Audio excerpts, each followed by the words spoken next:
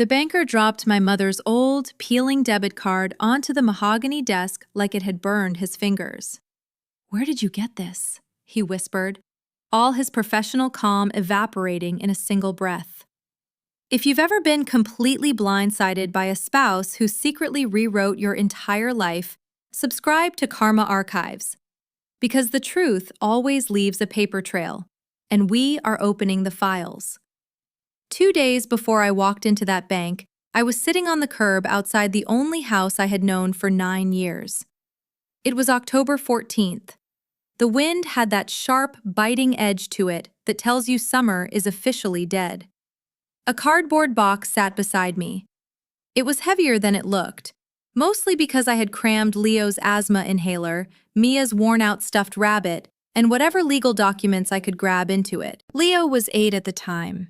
He stood a few feet away, staring at the front door, his hands shoved deep into the pockets of a jacket that was too thin for the weather. Mia, who was 5, was clinging to my thigh, her face buried in my jeans. She hadn't cried in the last 10 minutes, which was almost worse than if she had been screaming. It meant she was just scared. After the divorce papers were signed, my ex-husband Marcus threw me and the children out with a kind of calm that felt completely rehearsed. There was no shouting, there was no dramatic scene, just signatures, silence, and a locked door. Marcus stood on the porch, leaning against the frame with his arms crossed. He was wearing that navy blue quarter zip he always wore on Saturdays, looking like he was about to go wash his car rather than evict his family. "The Uber is paid for," he said, his voice flat. "It will take you to a motel. I put $300 on a virtual card in your email. That should buy you a few days to figure out your next move." I remembered looking up at him, the autumn sun casting long shadows across the driveway. "Marcus, the kids' school is here. My entire life is in that house." "Not anymore," he replied, not blinking. "You have nothing, Elena. Take your junk and go." He didn't slam the door. He just stepped back and closed it. The soft click of the latch was deafening. I didn't scream. I didn't bang on the door. I picked up the box, took Mia's hand, and guided Leo to the waiting car. I felt like I was moving underwater. For 9 years, I had been the perfect corporate wife. I had given up my career in marketing to manage his household, schedule his life, raise his children, and host his clients. I had done it willingly, or so I told myself. And in return, I had a joint checking account with a balance of exactly $43.12. I knew that number because I had checked it in the Uber, my hands shaking so badly I almost dropped my phone. Marcus had drained everything. The savings account we had built together, the emergency fund, the college accounts for the kids, all of it. Transferred out in a series of wire moves 3 days before he served me with divorce papers. Right down to the last cent. The motel was a rundown place just off the highway.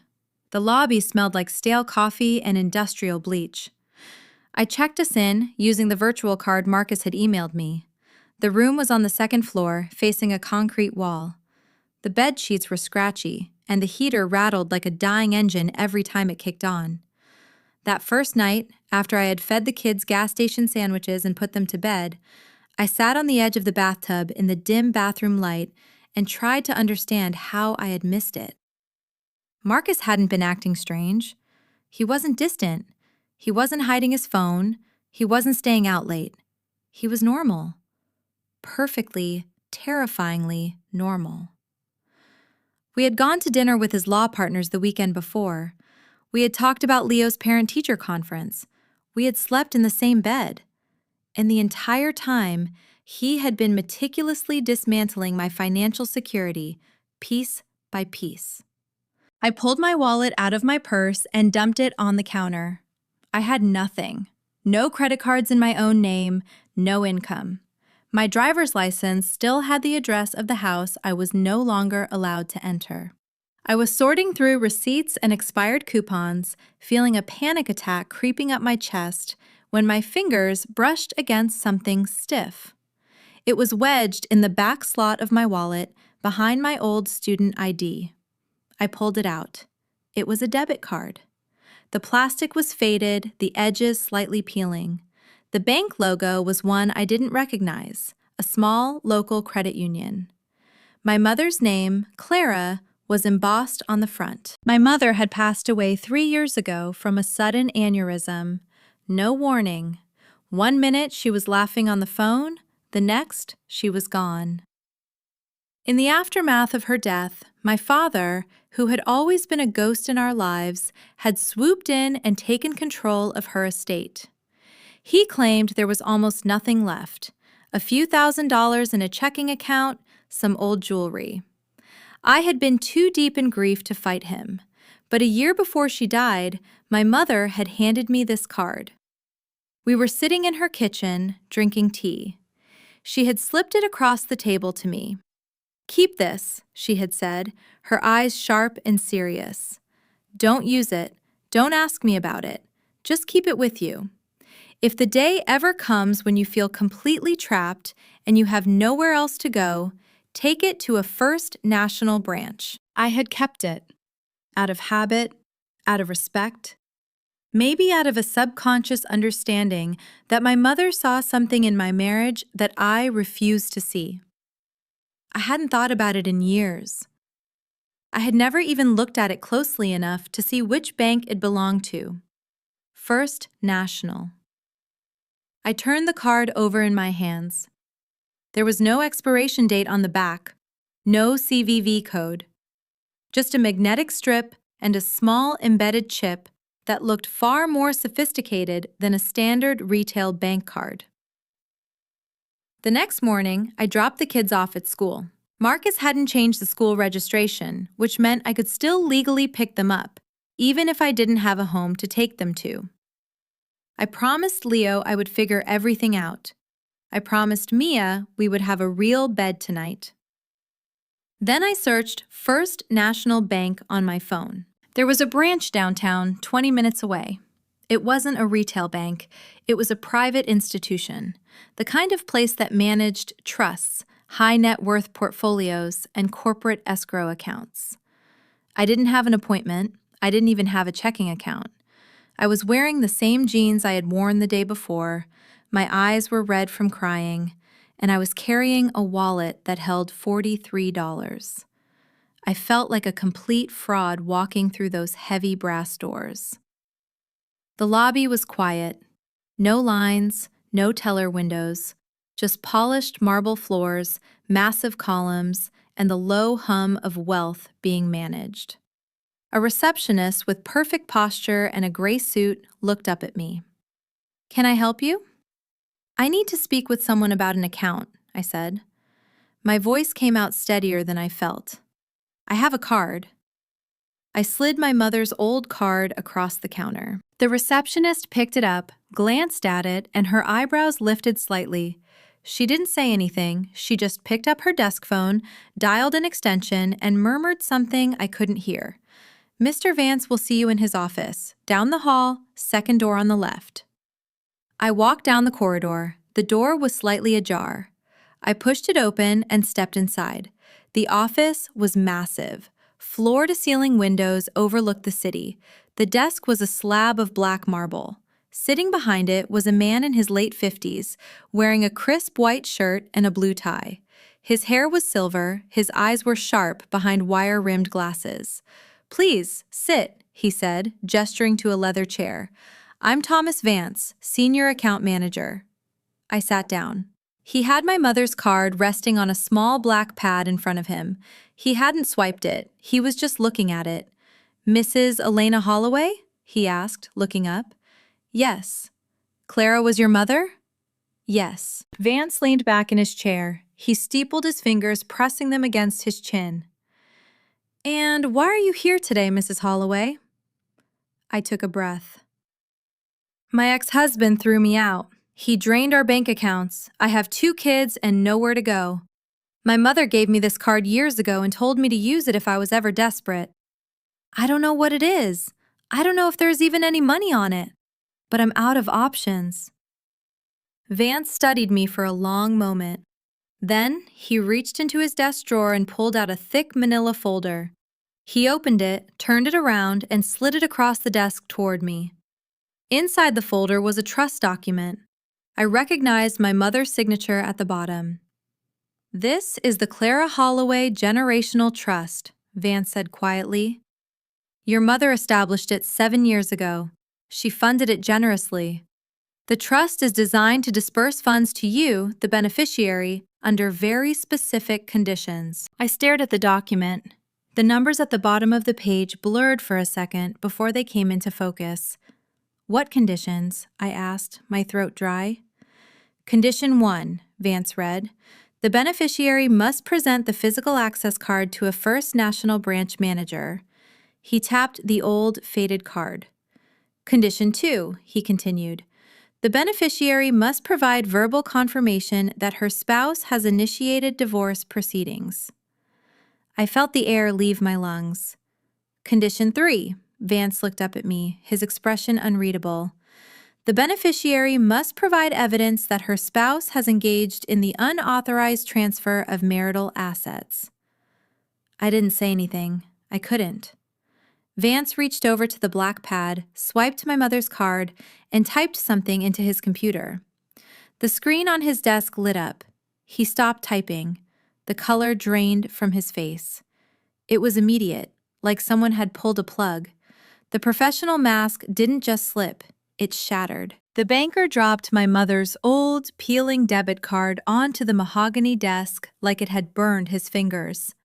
"Where did you get this?" he whispered, all his professional calm evaporating in a single breath. "Mrs. Holloway, who gave you this card?" "My mother," I stammered, suddenly terrified. "Before she died. What's wrong? What is this?" Vance stood up abruptly. His chair rolled backward and hit the window. He didn't seem to notice. He locked his eyes on mine, and I saw something in them I hadn't expected. It wasn't shock. It was fear. "Mrs. Holloway," he said, his voice barely above a whisper, "I need you to listen to me very carefully. I am going to lock this office door. I am going to call our legal department, and then I am going to call the authorities. Do not leave this room." I stood up, my heart hammering against my ribs. "Why? What is happening?" Vance looked at the screen, then back at me. He swallowed hard. "Because this card is the master key to a dormant corporate escrow account," he said slowly. "An account that your late mother's ex-husband, your father, has been trying to access for the last 3 years. Any activity on this account, it shows that someone has been siphoning funds from it, a lot of funds, using forged credentials." I gripped the edge of the marble desk. "My father? My father has been stealing from this?" Vance shook his head, his face still pale.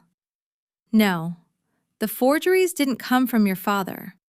The IP addresses and the digital signatures on the transfer requests, they match the law firm representing your ex-husband." The room seemed to tilt. Marcus's law firm. Marcus's quiet, rehearsed calm. Marcus draining my accounts 3 days before serving me divorce papers. "How much?" I breathed. Vance looked at the screen again. He reached over and physically turned the monitor away from me, as if the number itself was dangerous. "Mrs. Holloway," he said quietly, "your mother didn't just leave you a safety net. She left you a fortress. And your husband didn't just steal your grocery money. He accidentally triggered a federal fraud alert on an account worth millions." I sat back down, not because I wanted to, but because my legs simply stopped working. The leather chair caught me, and I gripped the armrest so hard my knuckles turned white. The room felt like it was shrinking, the walls pressing inward, the polished marble floor tilting beneath my feet. "Millions?" I repeated the word, but it didn't feel real. It sounded like a language I didn't speak. My mother lived in a 3-bedroom ranch house. She drove a 12-year-old Subaru. She clipped coupons. How could she have millions? Vance had already picked up his desk phone. He held up one finger toward me, asking for silence, while he dialed an internal extension. I watched him, my pulse roaring in my ears, as he spoke in low, clipped tones to someone on the other end. "This is Vance. Code 7 on the Clara Holloway Trust.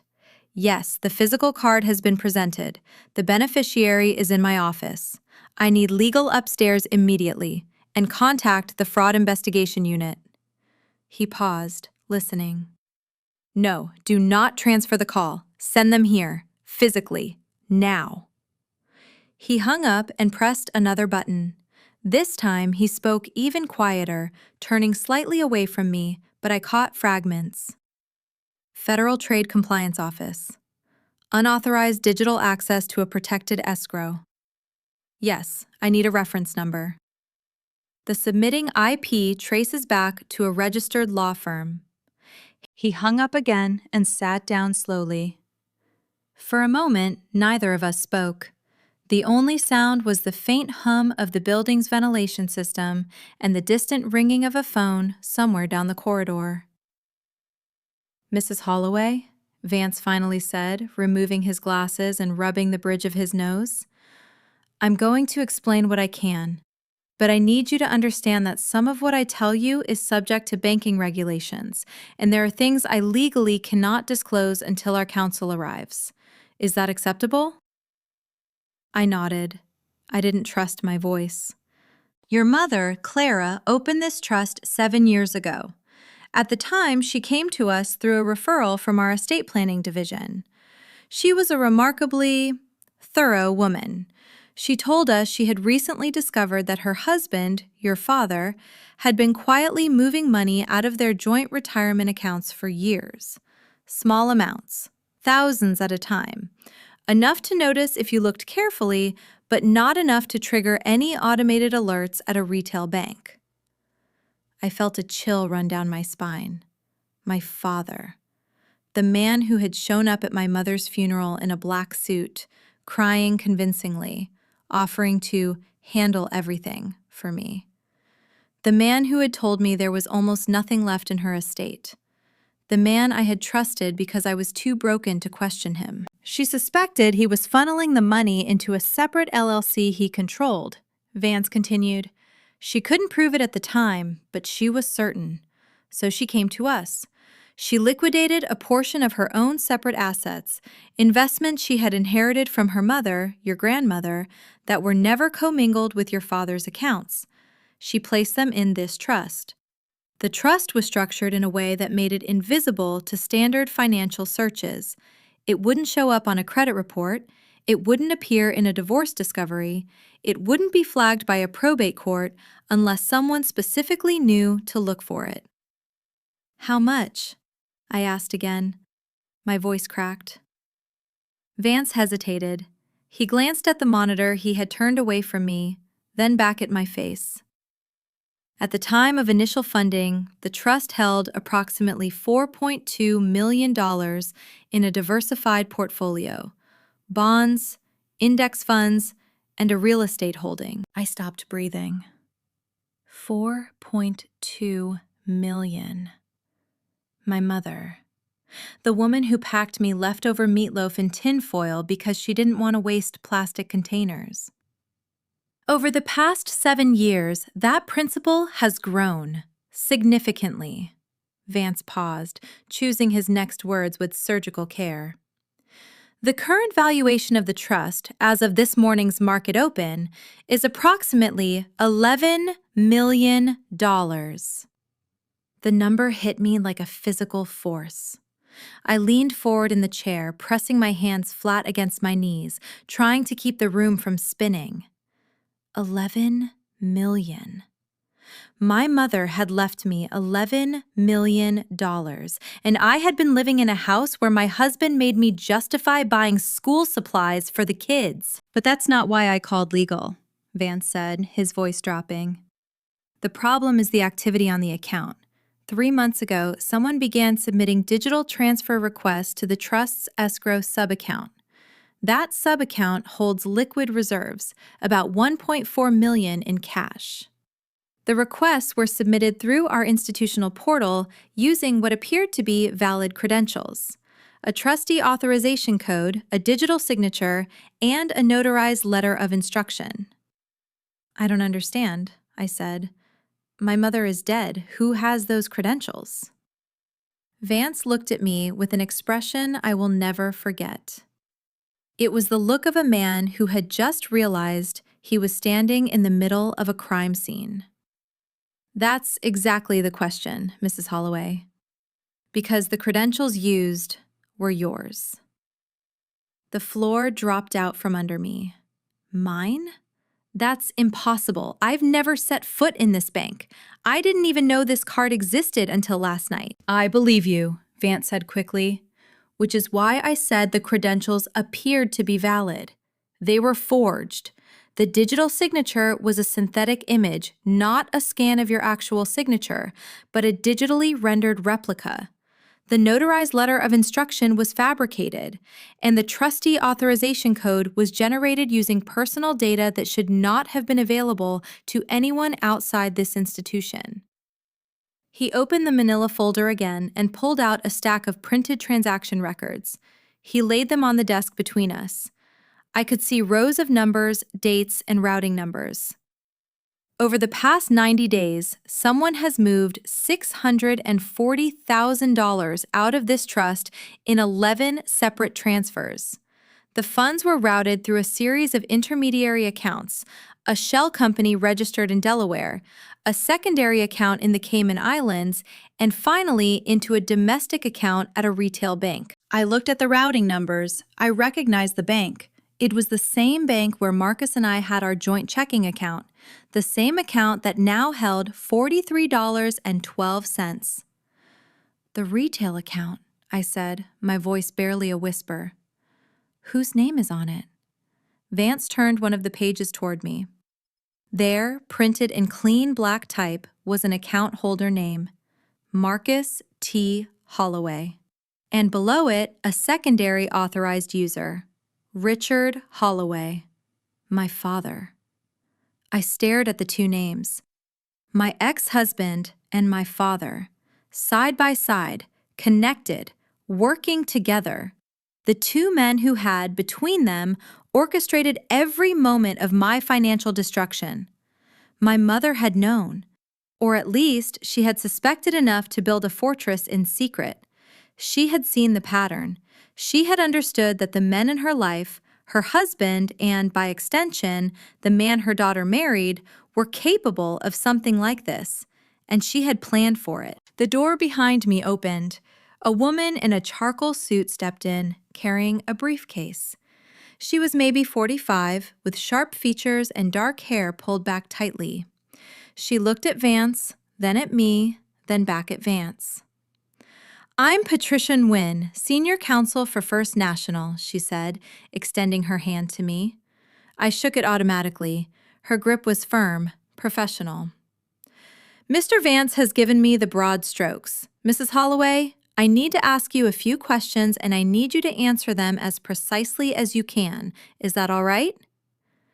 "Yes," I managed. "Are you currently represented by legal counsel in your divorce?" "No, my ex-husband handled all the finances. I couldn't afford a lawyer. The divorce was... I thought it was straightforward. He had everything prepared." Patricia's jaw tightened. She set her briefcase on the floor, opened it, and pulled out a legal pad. "When you say he had everything prepared, what exactly do you mean?" I closed my eyes, trying to remember the sequence. "He handed me a set of papers 3 weeks ago. He said he had already filed. He said the terms were fair, that I would keep the house and he would keep the investment accounts. But then, 2 days before the court date, he told me his lawyer had advised him to change the terms. He said the house had to be sold. He said the accounts were already his. He said I had no claim because I hadn't worked in 9 years." "And you signed?" "I signed. I didn't have a choice. I didn't have money for a lawyer. I didn't have anywhere to go. He told me if I fought it, he would make sure I got nothing and he would take the kids. Patricia stopped writing. She looked up at me, and I saw something shift behind her professional composure. Something cold and focused. The look of a person who had just found the thread they needed to pull. "Mrs. Holloway," she said slowly, "what your husband did, draining joint accounts before filing, coercing you into signing under duress, and using forged documents to access a protected trust, that is not a divorce strategy. That is wire fraud. That is money laundering. That is a federal crime. And the fact that your father appears to be involved means this is not a single actor. This is a conspiracy." She turned to Vance. "Have you frozen the escrow subaccount?" "Not yet," Vance admitted. "I wanted legal's authorization before I touched anything. If we freeze it and the perpetrators are monitoring—" "Do it now," Patricia said. "Freeze the subaccount. Flag the entire trust for protective hold. No disbursements, no transfers, no digital access. Physical key only. And pull the full IP log on every transfer request. I want timestamps, geolocation data, and device fingerprints." Vance was already typing. His fingers moved across the keyboard with a speed that belied his age. Within 30 seconds, the screen flashed red. "Subaccount frozen. Trust locked. Full access audit initiated." He looked at Patricia. "The system is flagging an alert. Someone attempted another transfer 37 minutes ago, $40,000. It was rejected by the freeze." 37 minutes ago. I had been sitting in the motel room, feeding Mia a granola bar, completely unaware that somewhere, in some office, someone was trying to steal another $40,000 from my mother's legacy. Patricia pulled a chair up beside me. "Mrs. Holloway, I need to ask you something, and I need you to think very carefully. Do you have your cell phone with you?" "Yes." "Has your ex-husband ever had access to it? Unsupervised, unlocked, for any period of time?" I thought about it. Marcus was always borrowing my phone. To check a restaurant reservation, to look up a direction, to take a photo of the kids. I never thought anything of it. He was my husband. "Yes," I said, "all the time." Patricia nodded slowly. "The trustee authorization code used to access the trust was generated using your mother's maiden name, your birth date, and a 4-digit PIN. Do you know what PIN they used?" I shook my head. "It was your daughter's birthday. Mia. They had used Mia's birthday, my 5-year-old daughter's birthday, as the key to steal from her dead grandmother's estate." Something inside me shifted. The fear and shock that had been paralyzing me since I sat down in Vance's office didn't disappear, but it moved aside. Something else took its place. Something harder. Something that felt like it had been sleeping for 9 years, buried under compromise and accommodation and the quiet erosion of always being the one who gave in. My mother had seen it. She had seen it before I did. She had watched her daughter disappear into a marriage where she became smaller and smaller, where she handed over every piece of her independence, and she had known, because she had lived it herself with my father, that one day the trap would close, and she had built a way out. "Mrs. Holloway," Patricia said, pulling me back to the present, "I'm going to recommend that we contact the FBI's Financial Crimes Unit. The cross-state transfers and the Cayman routing give us federal jurisdiction.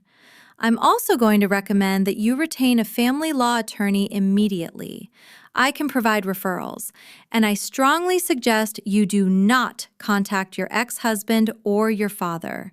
Do not tell them you were here. Do not tell them about the card. Let them believe their next transfer will go through. The rejected attempt will look like a routine system error to anyone watching from the outside. We want them to try again." "They'll know something is wrong eventually," I said. Not before we're ready for them to know. Patricia's voice was steady, certain. Right now, you have something they don't. You have the physical card. Without it, they can never access the trust directly. They can only chip away at the liquid reserves through forged digital requests. And now that we've frozen that, they're locked out. Completely. Vance's desk phone rang. He picked it up, listened for a few seconds, and his eyes widened. "That was our fraud unit," he said, setting the phone down carefully. "The device fingerprint on the transfer attempts matches a laptop registered to a law firm called Whitfield, Carr, and Mahoney." I knew that name. It was Marcus's firm. The same firm where he had been a junior partner for 6 years. The same firm that had drawn up our divorce papers. The same firm where, apparently, my husband had been using office equipment to forge federal banking documents. Patricia stood up. "Mrs. Holloway, I'm going to need you to stay in the building for the next few hours. We have a private conference room upstairs. I'll have our security team pull the full forensic audit. The FBI will want a statement from you. I know this is overwhelming, but you need to understand something." She looked at me, and for the first time, her professional mask softened just slightly. "Your mother didn't just leave you money. She left you evidence. Every condition she built into that trust, the physical card requirement, the divorce trigger, the asset transfer verification, she designed it to catch exactly what happened. She built a trap, and your husband walked straight into it." I thought about my mother sitting in her kitchen, sliding that card across the table. The way she had looked at me, not with pity, but with a quiet, knowing confidence. The way she had said, "If the day ever comes when you feel completely trapped," she had been completely trapped herself. With my father. With his slow, invisible theft. She had studied his methods, understood his patterns, and then she had used that knowledge to build a shield for me. She had known I would need it, even when I refused to see it. I wiped my eyes with the back of my hand and straightened my spine. "What do I need to do first?" I asked. Patricia handed me a legal pad and a pen. "First, you write down everything. Every conversation you had with Marcus in the weeks leading up to the divorce. Every time he touched your phone. Every financial statement you ever saw. Every interaction your father had with your mother's estate. Leave nothing out." I uncapped the pen, and I started writing. I wrote for 3 hours. My hand cramped, my eyes burned. But the words came in a flood, as if 9 years of small, ignored wrongs had finally found an exit. I wrote about the time Marcus insisted on managing all the household accounts because I was bad with numbers. I wrote about how he had gradually removed my name from credit cards, then from the mortgage, then from the car loan, always with a reasonable explanation. I wrote about my father arriving at my mother's house the day after her funeral with a locksmith and a notary. I wrote about the jewelry that disappeared from her safe deposit box. I wrote about the way Marcus had smiled at me over breakfast the morning he served me the papers, the same gentle smile he always gave me, and how I had thought, in that last innocent second, that he was about to tell me something wonderful. By the time I finished, Patricia had left and returned twice. The second time, she wasn't alone. 2 men in dark suits followed her into the conference room. One was in his 50s, stocky, with a shaved head and the kind of face that looked like it had been carved from granite. The other was younger, maybe early 30s, with a sharp jaw and intelligent eyes. They both wore badges on their belts. "Mrs. Holloway," the older one said, extending his hand. "I'm Special Agent Garrett, FBI, Financial Crimes Division. This is Special Agent Yoon. We've been briefed by First Nationals Counsel. I need you to walk us through everything from the beginning." I looked at Agent Garrett's badge. I looked at the legal pad full of my handwriting.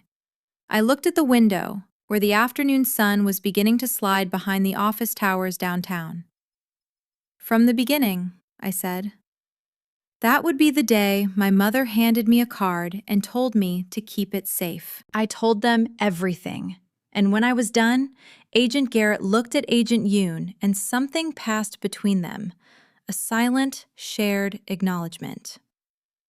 Mrs. Holloway, Garrett said, leaning forward, based on what you've told us and what the bank's forensic audit has already revealed, we have enough to open a formal investigation.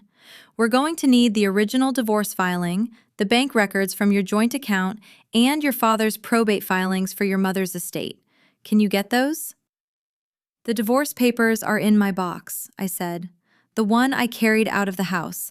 I grabbed them because they had the account numbers on them. Garrett nodded. Good. That's good.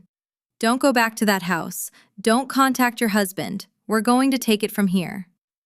He paused, then added something that would stay with me for a long time. You should also know, we've seen this pattern before.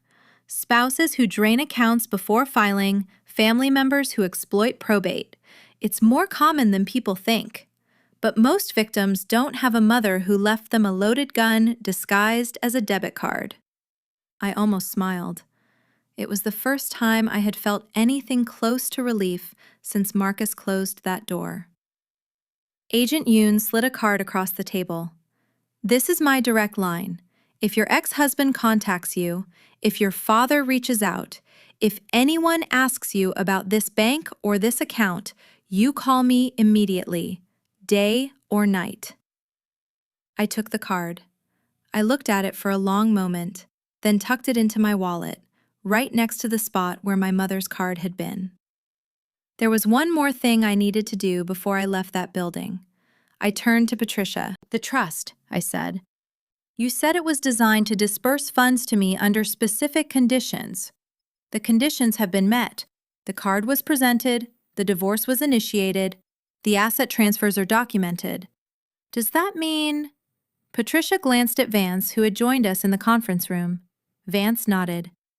The disbursement protocol requires a 72-hour verification period, Patricia explained. After that, you will have access to the trust's liquid reserves. Currently, that's approximately $1.1 million in cash, minus the stolen amount, which we are working to recover through the freeze. $1.1 million. Available to me. Within 72 hours. I thought about the motel room, the scratchy sheets, the rattling heater. Mia's face pressed into my shoulder. Leo standing on the curb, staring at a locked door. I need to find an apartment, I said quietly, and a lawyer, and a school closer to wherever we end up living. Patricia smiled. It was small, but it was real. I think we can help with at least one of those things. She handed me a folded piece of paper. On it was a name and a phone number. Margaret Chen, best family law attorney in the state. She owes me a favor. Tell her Patricia sent you. I took the paper. I stood up. My legs were steady now. I walked out of First National Bank at 4:47 p.m. on October 16th.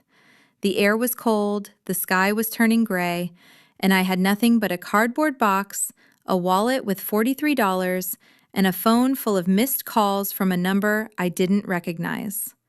I didn't answer it, but I did pick up my kids from school. I took them to a diner instead of the motel. I ordered Leo pancakes and Mia a grilled cheese. I watched them eat under the warm yellow light, and I felt, for the first time in days, like I could breathe. I didn't know what was coming.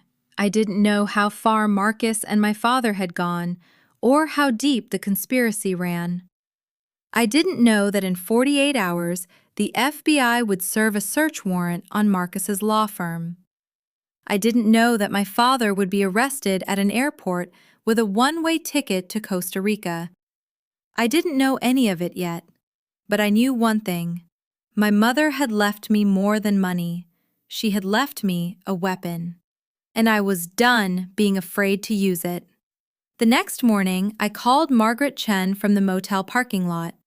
I sat on the hood of a rental car I had paid for with the last of the virtual card Marcus had sent me, watching the highway traffic blur past while the phone rang.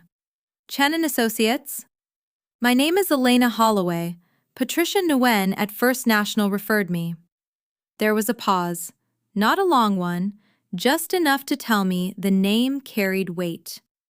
Elena, can you come in at noon today? I have a window. I looked at the motel room door. Through the thin curtain, I could see Mia's silhouette on the bed, watching cartoons on the TV. Leo was beside her, pretending he wasn't watching. I'll be there. Margaret Chen's office was on the 14th floor of a glass tower in the financial district. The reception area was clean, minimal, and expensive in the way that doesn't announce itself. No marble, no gold, just pale wood, white walls, and a single orchid on the front desk that looked like it had never had a brown leaf in its life. Chen herself was smaller than I expected, 5'2" maybe, early 50s. Black hair streaked with silver, cut sharp at the jaw. She wore a black blazer over a gray silk blouse, and when she shook my hand, her grip was brief but precise, like she had measured exactly how much pressure to apply. "Sit," she said, closing the door behind me. "Patricia gave me the outline. I want to hear it from you." I told her everything. From the beginning. From the morning Marcus smiled at me over coffee and slid the divorce papers across the kitchen island like they were a grocery list. I told her about the drained accounts, the $43, the curb, the cardboard box, the motel, my mother's card, the banker's face, the trust, the forged credentials, my father's name on the transfer records. Chen listened without interrupting. She took notes on a yellow legal pad in a handwriting so small and tight it looked like a secret code. When I finished, she set her pen down and looked at me for a long time. "Elena," she said, "I need to ask you something, and I need an honest answer." "Okay." "When Marcus handed you those divorce papers and you signed them, did you do so voluntarily?" I almost laughed. Voluntarily? I had no money. No lawyer, no home. He told me if I fought him, he'd take my kids. He said the court would side with him because he had income and I didn't. He said I'd be lucky to get supervised visitation. Chen picked up her pen again and wrote something on the pad. She underlined it twice. "Coercion under duress," she said, almost to herself. "Inadequate counsel, unequal bargaining power, concealment of assets." She looked up. "Your divorce decree is worth the paper it's printed on, which is to say, not much. We can petition to have it set aside." "What does that mean?" "It means the divorce itself was obtained through fraud. If I can prove Marcus concealed assets, and based on what Patricia told me about the trust transfers, I can, then the entire settlement is voidable. The property division gets reopened. Every account, every asset, every dollar gets put back on the table." She leaned forward. "But here's the thing that interests me more. Patricia mentioned your father." "Richard Holloway." "Tell me about his involvement in your mother's estate."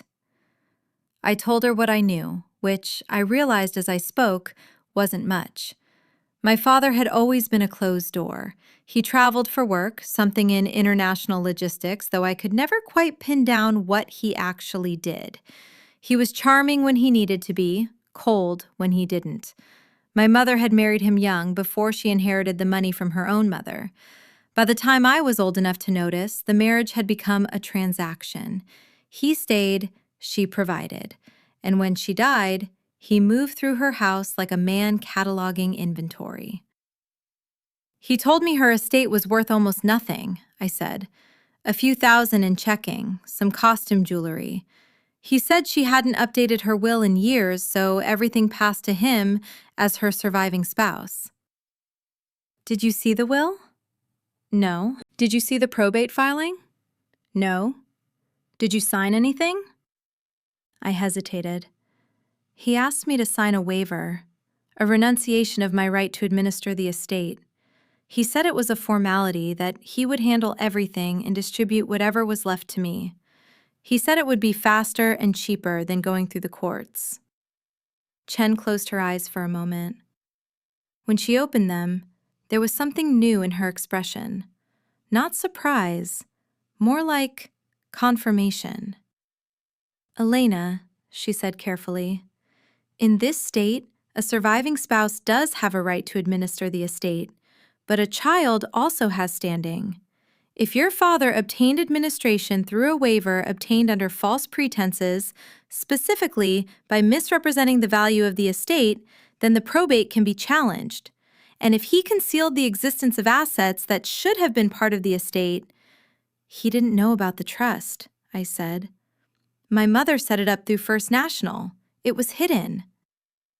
That may be true, but if he was aware of other assets, your grandmother's investments, real estate holdings, anything, and he concealed those from probate, that's estate fraud. And the fact that his name appears on the same retail account as your husband's, receiving funds siphoned from your mother's trust? She trailed off, her jaw tightening. This is not two separate crimes. This is one operation. Your father and your husband were working together. I sat with that for a moment, the weight of it, the architecture of it. My father had spent years draining my mother's resources. My husband had spent years draining mine. And at some point, they had found each other. Two men, two sets of hands, reaching into the same well. My mother knew, I said quietly. She knew what my father was doing. She built the trust to protect me. But she also... I stopped, a thought forming. She also told me to keep the card, not to use it, not to ask about it. She said to bring it to First National if I was ever desperate. Your mother was strategic, Chen said. She documented everything. She built conditions into the trust that would trigger the moment her prediction came true. She essentially created a self-investigating instrument. The moment you walked into that bank with the card and the story of your divorce, the trust's internal protocols did exactly what she designed them to do. They flagged the fraud, froze the accounts, and generated an audit trail. She set a trap, I said. Chen almost smiled. Your mother set a trap, and your husband and your father walked into it. She stood up and walked to the window. The city spread out below us, 14 floors of distance between the glass and the street. Here's what we're going to do. I'm filing an emergency motion to set aside the divorce decree. I'm also filing a civil claim against Marcus for fraudulent concealment of assets and against your father for estate fraud. I'm going to coordinate with Patricia and the FBI to ensure the criminal investigation and the civil case don't step on each other. What about my kids? Right now, your priority is stability. The trust funds will be available to you within 48 hours. Use them to secure housing, retain counsel, which you've now done, and establish a residence. The stronger your foundation, the harder it will be for Marcus to challenge custody. He said he'd take them from me. Chen turned from the window. He said that to a woman with no money and no lawyer. You now have both, and he has a federal investigation hanging over his head. If he tries to use custody as a weapon, I will make sure the court knows everything, every threat, every account he drained, every forged document. She sat back down across from me. Elena, I need you to do something that might feel unnatural. I need you to stop thinking of yourself as the woman who was thrown out. That woman is gone. The woman sitting in my office right now has a trust worth $11 million, a federal fraud investigation backing her, and a legal team that is about to make your ex-husband's life very uncomfortable. I swallowed hard. What if he tries something? He will, Chen said calmly. He's going to realize the transfers have stopped. He's going to panic. And when he panics, he's going to come looking for you. That's when we'll be ready. She handed me a folder. This is a restraining order application. We're filing it today. I've documented the eviction, the financial coercion, and the threats regarding custody. The judge will see it before end of business. I took the folder. It felt heavy in my hands, heavier than paper should feel. One more thing, Chen said. Your father, do you know where he is right now? I thought about it. I hadn't spoken to my father in weeks. Not since the funeral, really. He had called once, left the voicemail asking how I was doing. I hadn't returned it. I don't know. He travels a lot. He has a condo downtown, I think. Chen wrote something on her pad. Don't contact him. Don't answer his calls. The FBI is tracking his financial movements. If he's involved in the transfers, and the evidence says he is, he's going to try to run. When he does, they'll be waiting. I left Chen's office at 2:15 p.m. The sky had turned a flat, oppressive gray. I sat in the rental car for 10 minutes before I started the engine, just breathing. My hands were shaking again, but it was different now. It wasn't fear, it was adrenaline. The kind that comes when you've been running on empty for so long that you forgot what it felt like to have fuel in the tank. I picked up the kids from school. Leo was quiet in the back seat, staring out the window. Mia hummed to herself, clutching her stuffed rabbit by the ear. Mom, Leo said suddenly, where are we going? I looked at him in the rearview mirror. He was 8 years old, and he had his father's dark eyes. But the expression in them was all mine, watchful, careful, waiting for the ground to shift. We're going to find a real place to live, I said. A real home, with a yard. He didn't ask when. He just nodded and went back to staring out the window. That night, I put the kids to bed in the motel room at 8:30. Mia fell asleep almost instantly, her rabbit tucked under her chin. Leo stayed awake longer, lying on his back with his arms crossed over his chest. Mom, he said, his voice small in the dark. Yeah, buddy? Did Dad do something bad? The question hit me like a fist. I sat on the edge of his bed and put my hand on his shoulder. What do you mean? He was acting weird before we left. He was in his office a lot, on the phone, and he changed the passwords on the computer. I saw him do it. I kept my voice steady. What else did you see? He had a box, like a file box. He put it in his car the night before he gave you the papers. I saw him through the window. A file box. I hadn't thought about what else Marcus might have taken besides the money. Documents, records, physical evidence. Thank you for telling me, I said. You're really brave, you know that? He didn't say anything, but after a minute, his hand found mine and held on. I sat in the dark for a long time after he fell asleep. The heater rattled, the highway hummed. Somewhere outside, a truck downshifted with a groan. At 11:47 p.m., my phone buzzed. It was a text from Marcus. Heard you took the kids out of school early. We need to talk about custody arrangements. Come to the house tomorrow at 10. Bring the kids. I stared at the message, the casualness of it, the command in it, as if nothing had changed, as if I were still the woman who would come when called. I thought about Agent Yoon's card in my wallet. I thought about Margaret Chen's steady voice.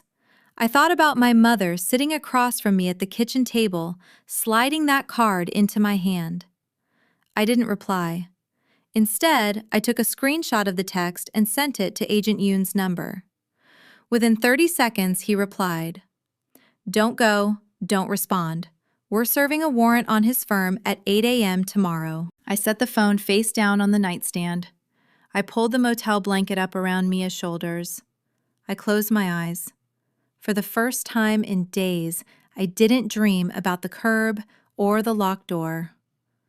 I dreamed about my mother's kitchen, the yellow light, the tea, the way she had looked at me when she slid that card across the table. Not sad, not worried, certain. She had been certain. Certain that the day would come, certain that I would be strong enough, certain that the weapon she had built would fire when I pulled the trigger. At 7:52 the next morning, I was sitting in a booth at a diner 3 blocks from the motel when Agent Yoon called. "We executed the warrant at Whitfield, Carr, and Mahoney at 8 a.m. sharp," he said. "We seized Marcus's work laptop, his desktop, and a set of physical files from his locked office. We also recovered an external hard drive from his desk drawer." "What did you find?" Yoon paused. "Mrs. Holloway, I can't get into specifics of an ongoing investigation, but I can tell you that the laptop's browsing history and cached files contain the portal login credentials for First National's institutional access page, the same credentials used to submit the forged transfer requests." I gripped the edge of the table. He did it from his office. Multiple times, over a span of 90 days. The timestamps matched the transfer logs exactly. "What about my father?" There was another pause. "We've been monitoring his accounts. Early this morning, he made a large cash withdrawal from a bank in the city, $85,000. He then purchased a one-way airline ticket." "Where to?" "Costa Rica. Flight departs at 2:15 p.m. from the international airport." I closed my eyes. He was running. My father was running. "We have agents at the airport," Yoon said. "He won't make the flight." I sat in that diner booth for a long time after Yoon hung up.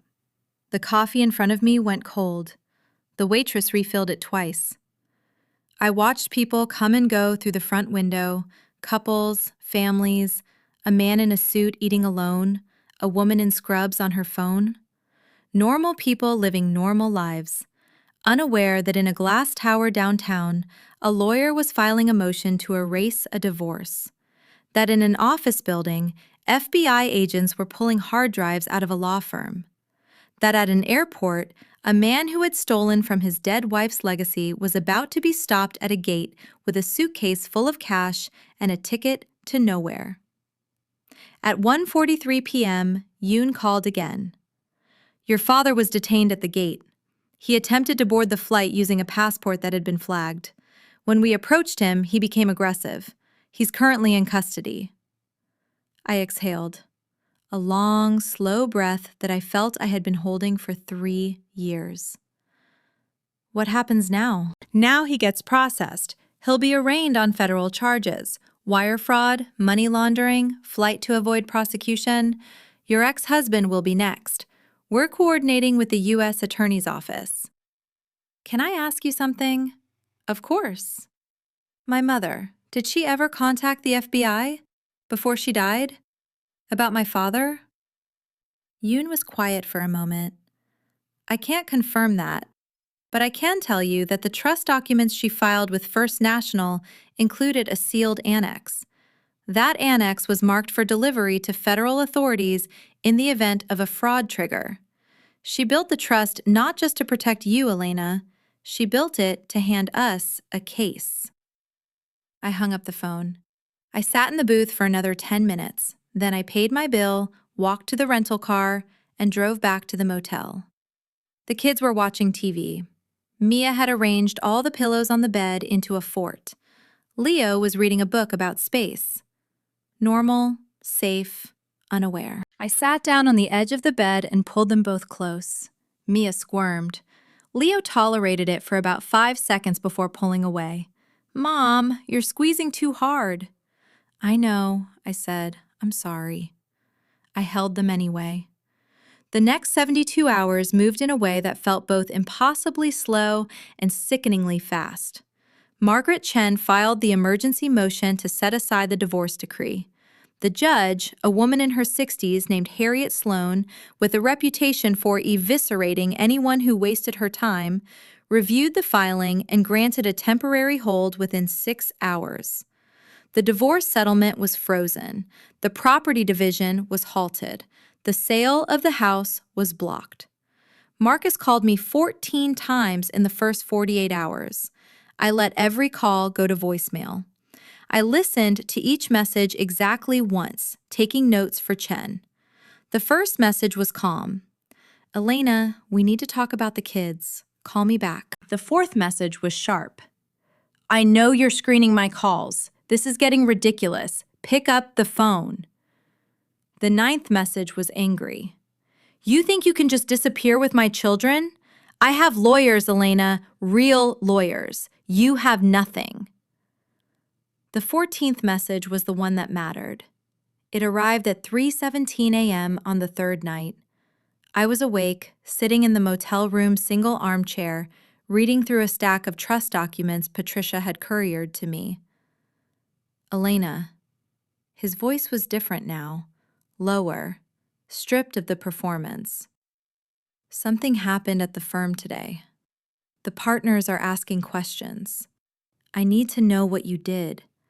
Whatever you think I did, whatever you think you found, I can explain. Just talk to me, please. I played the message twice. Then I forwarded the audio file to Margaret Chen with a single line. He's cracking. Chen replied in 4 minutes. Good. Stay silent. Let him fill the silence. On the morning of the fourth day, the trust's 72-hour verification period expired. At 9:04 a.m., Thomas Vance called me personally. Mrs. Holloway, he said, and I could hear something in his voice that hadn't been there before. Warmth, maybe, or respect. The disbursement protocol has been completed. The trust's liquid reserves are now available to you. I've set up a new account in your name only at a separate institution with no digital link to First National systems. The funds are secure. How much? I asked, though I already knew the number. After the recovery of the frozen transfer and the deduction of legal holdbacks, the available liquid balance is $1,112,000. $1,112,000. In my name. Alone. Untouchable. I closed my eyes. I thought about the curb, the cardboard box, the $43. Mr. Vance, I said, my mother's account, the full trust. Can you tell me what she left me? Not just the liquid, everything. Vance was quiet for a moment. Then he said, the Clara Holloway Generational Trust currently holds $11 million in diversified assets. That includes a bond portfolio worth $3.2 million, index fund holdings of $4.7 million, and a real estate holding, a commercial property in the downtown corridor valued at approximately $3.1 million. The property is leased to a national retail tenant with a 10-year contract. I pressed my hand over my mouth. My mother. My coupon-clipping, meatloaf-wrapping, Subaru-driving mother had owned a commercial building downtown. She had been a landlord, an investor, a woman of extraordinary, invisible wealth, and I had never known. She never told me, I whispered. No, Vance said gently. She didn't tell anyone. That was the point. I drove to a real estate office that afternoon. Not the kind with glossy brochures and model home tours. A small, independent brokerage recommended by Margaret Chen's paralegal. A woman named Dolores Rios ran it out of a converted Victorian house on a tree-lined street 3 miles from the kids' school. She met me at the door with a cup of coffee and a skeptical look. You're looking for what, exactly? Dolores asked, settling into a chair across from a desk covered in listing printouts. A house, 3 bedrooms minimum, good school district, safe neighborhood, something with a yard. Budget? I hesitated, not because I didn't know the number, but because saying it out loud still felt like stepping into someone else's life. Up to $700,000, cash. Dolores set her coffee down. She looked at me differently now, not skeptical, curious. Cash buying. Quick close? Within 2 weeks, if possible. She pulled a tablet from a drawer and started scrolling. I have 3 listings that might work. One is a 4-bedroom colonial in Maplewood, half-acre lot, updated kitchen, listed at $620. The owners are relocating for work and motivated. Show me. We drove there in her car. The neighborhood was quiet, wide streets lined with mature oaks and maples. The house sat back from the road, white siding, black shutters, a porch that ran the full width of the front.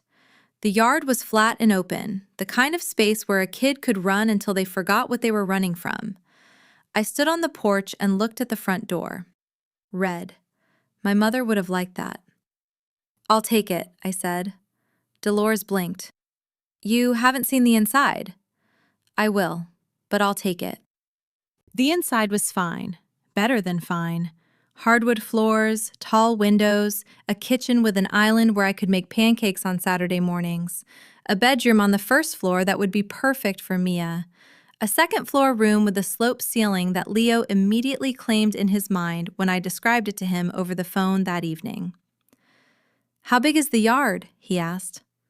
"Big enough for a soccer net." He was quiet for a second. "Can I have a dog?" I almost cried. "Let's get settled first." The closing happened 11 days later. Cash, no mortgage, no Marcus, no cosigner. Just my signature on a stack of documents and a set of keys that felt like they weighed 100 pounds. We moved in on November 3rd. The house smelled like fresh paint and possibility. Mia ran through every room twice, her rabbit swinging from her hand before collapsing on the living room carpet and announcing, "This is my home now." Leo stood in his new bedroom, hands in his pockets, surveying the empty space with the serious expression of a general assessing terrain. "Can I pick the paint color?" he asked. "Within reason." "Navy blue." "Done." I bought beds that week. Real beds, not motel cots. I bought a kitchen table, a couch, a rug for Mia's room with stars on it. I bought groceries, real groceries, not gas station sandwiches, and cooked dinner on a Tuesday night for the first time in weeks. Spaghetti with garlic bread. The kind of meal my mother used to make when she wanted the house to smell like home. Leo ate 3 servings. Mia ate the garlic bread and nothing else. I didn't care. We sat at the new table in the new house, under the new light, and for 20 minutes, nobody mentioned Marcus or the motel or the curb. But Marcus wasn't done. He was nowhere near done. The first sign came on November 9th, 6 days after we moved in. I was unpacking boxes in the kitchen when my phone rang. It was a number I didn't recognize. "Mrs. Holloway?" A woman's voice, professional, clipped. "This is Karen Decker, family law attorney. I'm calling on behalf of Marcus Holloway."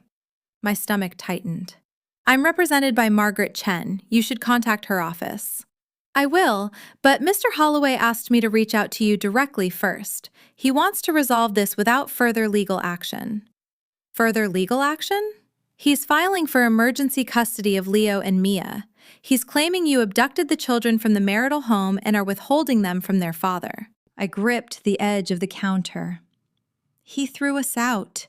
He changed the locks. He sent me to a motel." "That's not what Mr. Holloway contends. He has documentation showing you voluntarily left the residence. He also has witnesses who saw you removing items from the home." Witnesses. I thought about it for a second, then understood. The neighbors. Marcus must have spoken to them, or paid them, or simply relied on the fact that they had seen me standing on the curb with a cardboard box and assumed what he wanted them to assume. "Again," I said, keeping my voice level, "contact Margaret Chen." I hung up and called Chen immediately. She answered on the second ring. "He's filing for emergency custody," I said. "I know. Karen Decker called me 10 minutes ago. She's competent, but she's working with a false narrative. Marcus is claiming you left voluntarily and that he's been trying to contact you to arrange visitation. He texted me once to come to the house.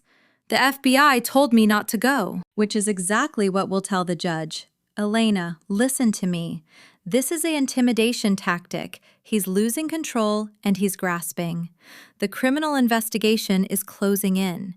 His firm has suspended him pending the outcome of the warrant search. He's desperate. Can he get custody? Not a chance, but we need to be strategic. I'm filing a counter motion. Full custody for you, supervised visitation for him, contingent on the outcome of the criminal case. I'm also documenting every call, every text, every third-party communication. He's building a record against himself and he doesn't even know it. The custody hearing was scheduled for November 18th. 9 days.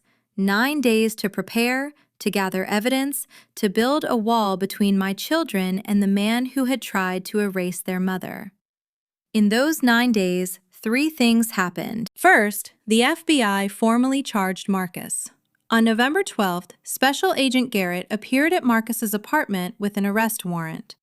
Wire fraud, money laundering, accessory to estate fraud. Marcus was processed, fingerprinted, and released on a $200,000 bond that his father, Marcus's father, a retired surgeon in Connecticut, posted within hours. Marcus called me from the parking lot of the police station. I let it ring. His voicemail was short. "You did this. I hope you understand what you've done." I saved it, forwarded it to Chen, added it to the file. Second, my father was arraigned. The hearing was closed to the public because of the ongoing investigation, but Agent Yoon called me afterward with a summary. He entered a not guilty plea. His attorney is a man named Graham Poole, corporate defense, expensive. Where is he now? House arrest at his condo, electronic monitoring, passport surrendered. Did he say anything about my mother? Yoon paused. During processing, he made a statement. He said, and I quote, "Clara was always one step ahead. I should have known." I sat in the kitchen of my new house, looking out the window at the yard where Leo would play soccer, and I felt something I didn't expect. Not anger, not satisfaction, just a deep, aching sadness for my mother. She had spent years married to a man who was stealing from her, and she had known. She had known and she had stayed, not because she was weak, but because she was biding her time. She was building something he couldn't touch. Third, and most unexpectedly, I received a letter. It arrived on November 15th, 3 days before the custody hearing. The envelope was cream-colored, heavy stock, with no return address. The handwriting on the front was unfamiliar, small, precise, slightly slanted. My name was written in blue ink. I opened it at the kitchen table, my coffee going cold beside me.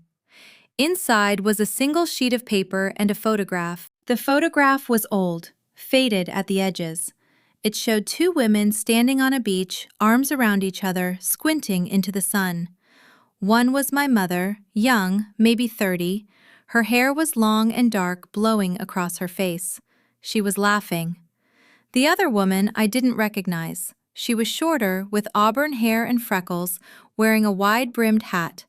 She was looking at my mother, not at the camera, and the expression on her face was the kind of fierce, protective love that you usually only see between sisters. The letter was from her. "Elena," it began, "my name is Suzanne Bridger. Your mother was my best friend for 32 years. We met in college, roomed together, and stayed close until the day she died. I am writing to you because Clara asked me to. She left instructions with me to mail this letter if certain events occurred after her passing. She didn't tell me everything. She didn't have to. I knew about Richard, I knew about the money, and I knew about the card. Clara loved you more than she loved herself. That was her weakness and her strength. She saw what was happening in your marriage because she had lived it herself. She tried to warn you in the only way she knew how, gently, indirectly, without causing a rupture between you and your husband.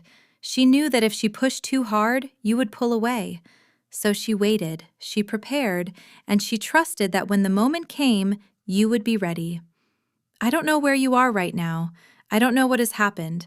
But if you are reading this, it means the card was used. It means the trust was triggered. And it means your mother's plan worked. There is something else you need to know. Clara didn't just leave you money. She left you a story. Her story. The real one. Not the version Richard told you after she died. The truth about where the money came from, why she hid it, and what she was afraid of. I have that story. It's in a safety deposit box at a bank in Portland. Clara's name is on the box, but the access code is your birthday. She wanted you to find it yourself, when you were ready. I'm sorry I couldn't be there in person. I'm sorry I waited. But Clara made me promise, and I don't break promises to dead women. Be brave, Elena. You come from a woman who was braver than anyone ever gave her credit for. With love, Suzanne. I read the letter 3 times. Then I folded it carefully, placed it back in the envelope, and pressed it flat against my chest. A safety deposit box in Portland. My birthday as the code. My mother had left me another layer, another piece of herself buried deep, waiting. I called Agent Yoon. Is there a safety deposit box registered to Clara Holloway at a bank in Portland? He put me on hold for 4 minutes. When he came back, his voice had changed. Yes, at Columbia Savings and Loan. It's been on our radar because it was flagged as a related asset during the estate fraud investigation. Your father tried to access it 6 months ago. He was denied because he didn't have the access code. Can I access it? You're the biological daughter and next of kin. With proper identification and the access code, yes, but I'd recommend doing it with counsel present. If there are documents in that box relevant to the criminal case, we'll need copies. I called Margaret Chen. Then I booked a flight to Portland for the following day. The custody hearing was in 3 days. I would be back in time, but first I needed to find out what my mother had left me. I flew to Portland on the morning of November 16th. The flight was short, barely 2 hours, but it felt like crossing an ocean. I had never been to Portland. My mother had grown up there, but she rarely talked about it. When I asked, she would say, "That was a different life, sweetheart." And then she would change the subject. Columbia Savings and Loan was a small bank on a corner lot in a residential neighborhood. It had been there since the 1950s, all brick and brass, the kind of building that looked like it had survived every recession and every trend without flinching. I walked in at 10:15 a.m. with my driver's license, my birth certificate, and a copy of my mother's death certificate. The teller was an older woman with reading glasses on a chain around her neck. She looked at my documents, looked at me, and then picked up a phone. "Mr. Hadley, I have someone here regarding the Holloway box." A door opened behind the teller counter. A man in his 60s appeared, bald, with kind eyes and a paunch that strained against his belt. "Clara's daughter?" he said, extending his hand. "Yes." "I'm Bill Hadley. I've managed this branch for 23 years. Your mother was one of my favorite people. She used to bring me cookies at Christmas. Peanut butter. Do you know the ones?" I didn't, but I nodded anyway. He led me through a door, down a short hallway, and into a room with a table and a chair. Along the wall was a row of safety deposit boxes. He pulled one out, number 417, and set it on the table. "I'll leave you to it. Knock when you're done." The door closed. I was alone. The box was heavier than I expected. I lifted the lid with both hands. Inside, there were 3 things. The first was a leather journal. Old, cracked at the spine, with a rubber band holding it closed. I slipped the rubber band off and opened it. My mother's handwriting filled every page. Small, neat, dated entries stretching back years. The second was a manila envelope, thick with documents. The third was a smaller envelope, sealed, with my name written on the front in my mother's hand. I reached for the sealed envelope first. I turned it over. On the back, in pencil, she had written, "Read this before the rest." I opened it. Inside was a single piece of stationery, pale blue with a hand-drawn border of tiny flowers along the edge. My mother had always drawn flowers on everything. Notes in my lunchbox, grocery lists, birthday cards. "My dearest Elena," the letter began. "If you are reading this, then the card worked. The trust was triggered. And you are standing in a room somewhere, probably confused, probably angry, probably scared. I know you, sweetheart. I know you better than you think. I should have told you all of this while I was alive. I should have sat you down and explained everything. But I was afraid. Not of Richard. Of losing you. Of driving you into the arms of a man who would isolate you further if he felt threatened. I watched it happen to me, and I couldn't bear to watch it happen to you. So I built something instead. I built it quietly, over years, with the help of people I trust. The trust at First National is part of it. This box is the rest. The journal is my story, the real one. Start from the beginning. It explains where the money came from, when I first discovered what Richard was doing, and why I couldn't leave. The envelope contains documents, property records, investment statements, correspondence with my attorney, and a recording. On a USB drive, in a plastic case at the bottom of the envelope, it's a conversation between Richard and a man named David Carr. You'll recognize the name. He's the father of someone close to you. Listen to it, then decide what to do with it. I'm sorry I'm not there to hold your hand. I'm sorry I couldn't be the mother who told you the truth to your face. But I am the mother who made sure you would find it. I love you more than this world deserves. Be brave, Mom. I pressed the letter to my forehead and breathed. In and out. In and out. The room was silent except for the faint buzzing of a fluorescent light above me. Then I set the letter down and reached for the journal. I opened it to the first page. The date at the top read March 14th, 11 years ago. 2 years before my mother died. 3 years before Marcus handed me divorce papers on a Tuesday morning over coffee. The first entry was short. Richard came home late again last night. He said he was at the office. I checked the mileage on his car. 47 miles. The office is 9 miles away. He is getting careless. Or he no longer cares if I notice. I think it's the latter. That scares me more. I called Suzanne today. She told me to call a lawyer. I told her I wasn't ready. She said, "Clara, you're never going to be ready. That's how they keep you." She's right. I know she's right. But it's not just me anymore. It's Elena. If I leave, Richard will come after me. He'll come after the money. And if he finds out about the inheritance from Mama, he'll take all of it. I can't let that happen. That money is for Elena. It's always been for Elena. So I'm going to do something. Something quiet. Something he'll never see coming. And if it works, my daughter will be safe, even if I'm not here to protect her. I turn the page, and the next, and the next. My mother's story unfolded in her own words, written in the margins of a life I thought I knew. She wrote about discovering that my father had been siphoning money from their joint accounts for years. She wrote about confronting him and being met with a calm, terrifying denial. She wrote about the fear of leaving and the fear of staying. She wrote about Marcus. Entry dated June 2nd, 9 years ago. Elena brought him home today. Marcus Holloway, junior associate at Whitfield, Carr, and Mahoney. He shook my hand and smiled, and I felt something cold move through me.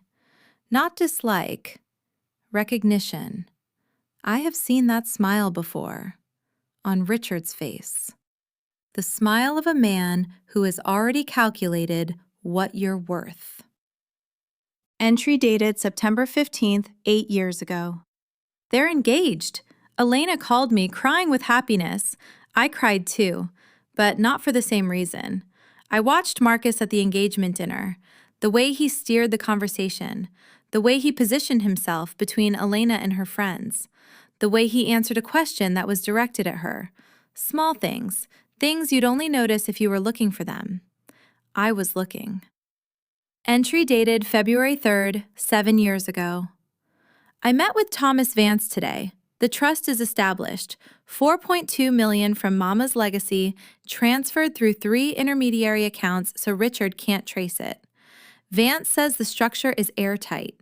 He says if I design the access conditions correctly, no one can touch it without my daughter's physical presence and her story. I designed them tonight. 3 conditions: a card, a divorce, a theft. If all 3 align, the fortress opens. Entry dated April 19th, 6 years ago. Marcus asked Elena to stop working. She told me on the phone, and I heard the doubt in her voice, buried under the justification. He wants me to focus on the kids, Mom. He says we can afford it. I wanted to scream. I didn't. I said, "That sounds lovely, sweetheart." And then I went to my room and cried. She's disappearing, the same way I disappeared, inch by inch. Entry dated August 8th, 4 years ago. I found something today. Richard left his laptop open. I wasn't looking, I swear I wasn't looking, but there it was, an email chain between Richard and David Carr. They know each other. They've known each other for years. David's son works at Richard's daughter's husband's firm. The world is smaller than people think, and uglier. The email was about money, about accounts, about a plan. I didn't read all of it. I couldn't. But I understood enough. Richard isn't just stealing from me. He's part of something larger, a network. And David Carr is the connection to the next generation. I stopped reading. David Carr. The name was in my mother's letter. She said there was a recording of a conversation between my father and David Carr. And in the journal, she said David Carr's son worked at the same firm as Marcus. David Carr. Whitfield, Carr, and Mahoney. The Carr in the firm's name. Marcus's firm was named after David Carr's family. I went back to the envelope. I pulled out the documents, property records, financial statements, legal correspondence, and at the bottom, exactly where my mother said it would be, I found a small plastic case. Inside was a black USB drive. I held it in my palm. It was barely the size of my thumb, but it felt like it weighed 1,000 pounds. I didn't have a laptop with me. I had my phone, but no adapter. I would have to wait. I carefully repacked the box, keeping the journal, the documents, and the USB drive with me. I knocked on the door. Mr. Hadley opened it. "Find what you were looking for?" he asked gently. "I found more than I expected," I said. He nodded as if he understood. Maybe he did. Maybe my mother had told him more than I realized. I took a taxi to the airport. I flew home. I sat in the window seat watching the clouds, the journal in my lap, the USB drive in my jacket pocket, pressing against my chest like a second heartbeat. I landed at 7:40 p.m. I picked up the kids from a neighbor who had been watching them. I fed them dinner. I put them to bed. I read Leo 2 chapters of his space book. I sang Mia the lullaby my mother used to sing to me. Then I sat at the kitchen table, opened my laptop, and plugged in the USB drive. A single audio file appeared on the screen. The file name was a date, March 3rd, 3 years ago, 12 days before my mother died. I pressed play. The recording was poor quality, background noise, the clink of glasses, a restaurant maybe, 2 men talking. I recognized my father's voice immediately, smooth, measured, the voice of a man who had been lying for so long that the lies had become indistinguishable from the truth. The second voice was older, gravelly. I didn't recognize it, But I would later learn it was David Carr. The conversation started casually. Business talk, market conditions. Then my father said something that made my blood freeze. Clara doesn't know about the Portland property. She thinks the inheritance from her mother was just the house and the checking account. She has no idea about the commercial building or the portfolio. David Carr laughed. You've done well, Richard. Kept it clean. Clean enough. The LLC absorbs the rental income. Clara sees nothing. And the girl, Elena? She's married to Marcus now. He's handling her, keeping her out of the workforce, keeping her financially dependent. By the time she figures it out, we'll have restructured everything. Marcus is on board? Fully. He understands the arrangement. He gets the retail accounts and the house. We take the rest. Elena gets nothing and doesn't know enough to ask questions. And if she does? Then Marcus handles it. He's a lawyer. He knows how to build a paper trail that makes her look unstable. We've already started laying the groundwork. I paused the recording. I sat in the silence of my new kitchen, in my new house, surrounded by the evidence of my mother's invisible war, and I felt something break inside me. Not break like shattering, break like a dam. The tears came hard and fast. I pressed my hand over my mouth so the kids wouldn't hear.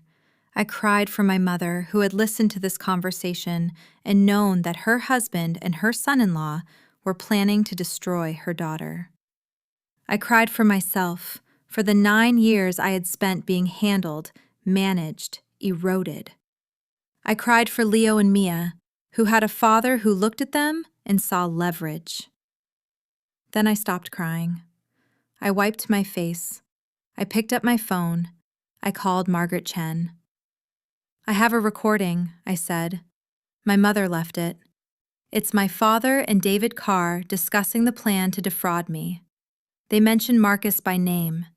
They discuss making me look unstable. Chen was silent for 3 seconds. How long is the recording? 14 minutes. Can you bring it to my office tomorrow morning? Before the custody hearing? Yes. Elena, Chen said, and her voice had an edge I hadn't heard before. This changes everything. This isn't just financial fraud anymore. This is a premeditated conspiracy to defraud and defame.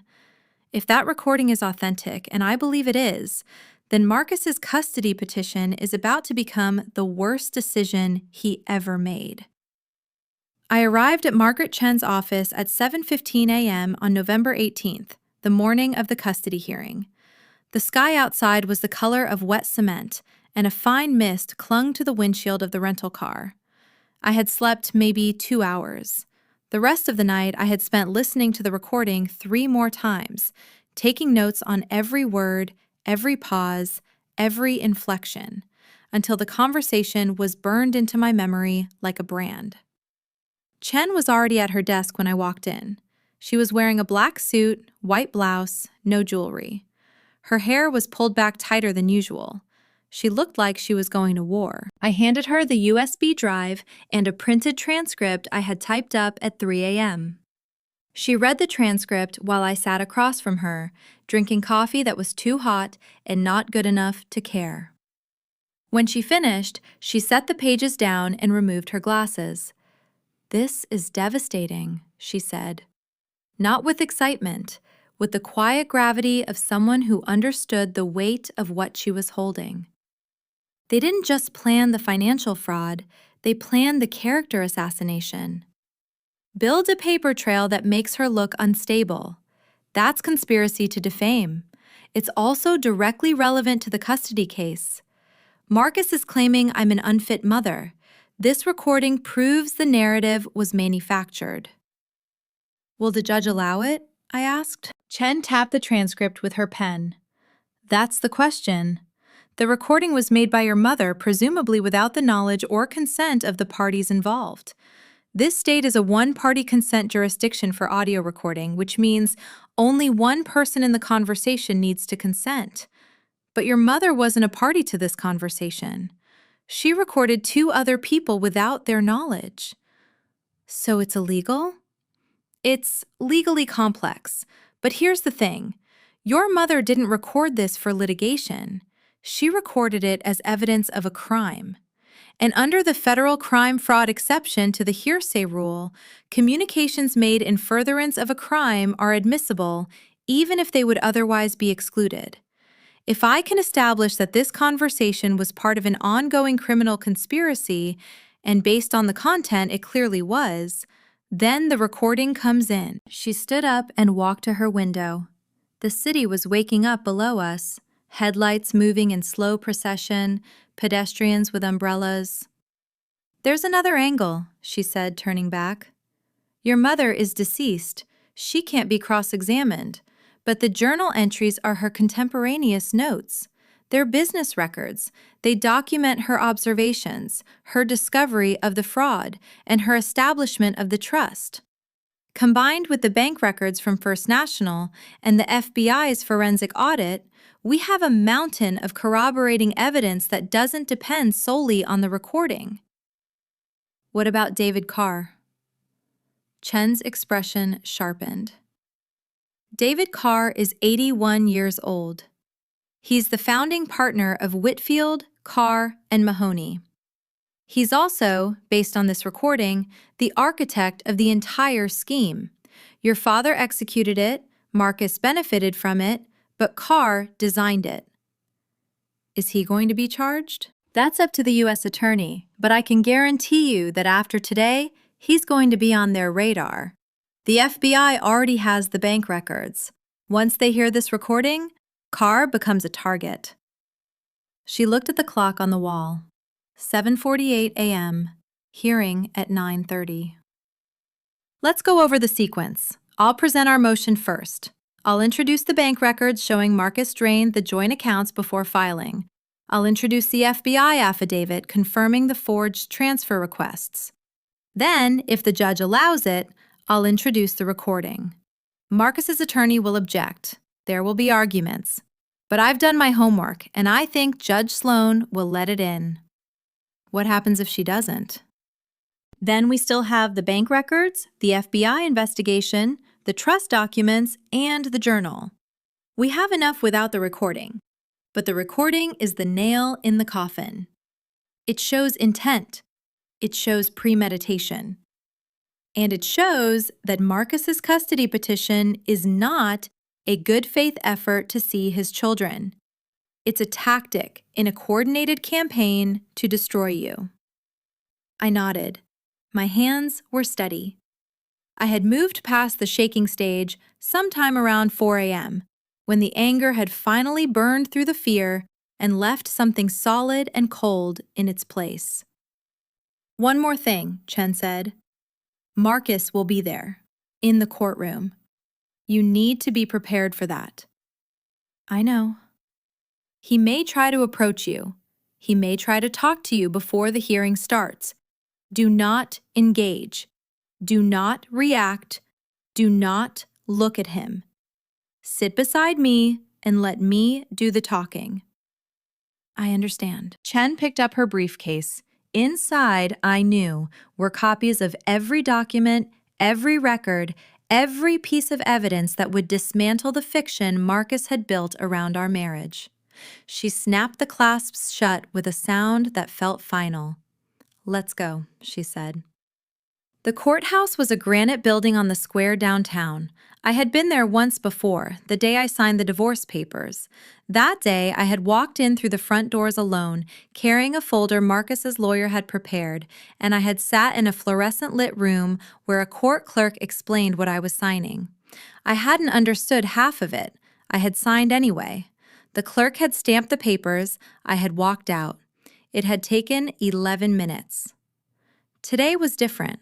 Today, I walked in with Margaret Chen beside me, and every step felt like it carried weight. The family courtroom was on the 3rd floor. Wood-paneled walls, American flag in the corner, a raised bench at the front. The gallery was small, maybe 20 seats. Chen and I sat at the petitioner's table on the left. The respondent's table on the right was empty. At 9:12, the door opened. Marcus walked in. He looked different, thinner. The skin under his eyes was dark and swollen. He was wearing a gray suit that fit him poorly, as if he had lost weight since it was tailored. Behind him was Karen Decker, his attorney, carrying a briefcase and a stack of files. Behind her was a man I didn't recognize, mid-40s, heavy-set, wearing a navy blazer and a yellow tie.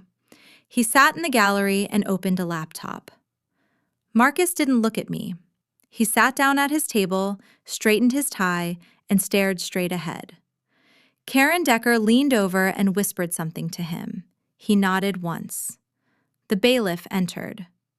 All rise, family court, Honorable Judge Harriet Sloan presiding. Judge Sloan was exactly as Chen had described her.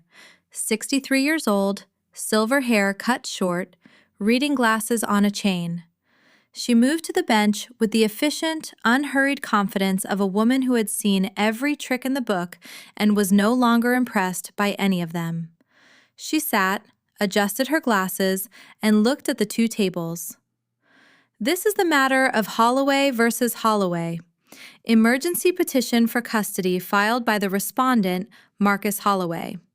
Counter petition for full custody with supervised visitation filed by the petitioner, Elena Holloway. She looked at Chen. Counsel, proceed. Chen stood.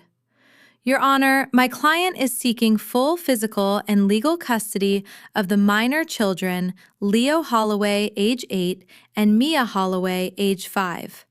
We are also seeking an order for supervised visitation for the respondent, contingent on the outcome of an ongoing federal criminal investigation. Judge Sloan raised an eyebrow. Federal criminal investigation? Yes, Your Honor. The respondent, Marcus Holloway, was arrested on November 12th by the FBI and charged with wire fraud, money laundering, and accessory to estate fraud. He is currently released on bond. The courtroom was silent. Marcus's jaw tightened. Karen Decker's pen stopped moving. Judge Sloan looked at Decker. Counsel, is this accurate? Decker stood. Your Honor, my client has been charged, but he has not been convicted. The charges are related to financial matters and have no bearing on his fitness as a parent. With respect, Your Honor, Chen interjected, the charges have direct bearing. The respondent drained joint marital accounts 3 days before serving my client with divorce papers. He left her with $43 and 2 children. He then filed this emergency custody petition claiming my client voluntarily abandoned the home.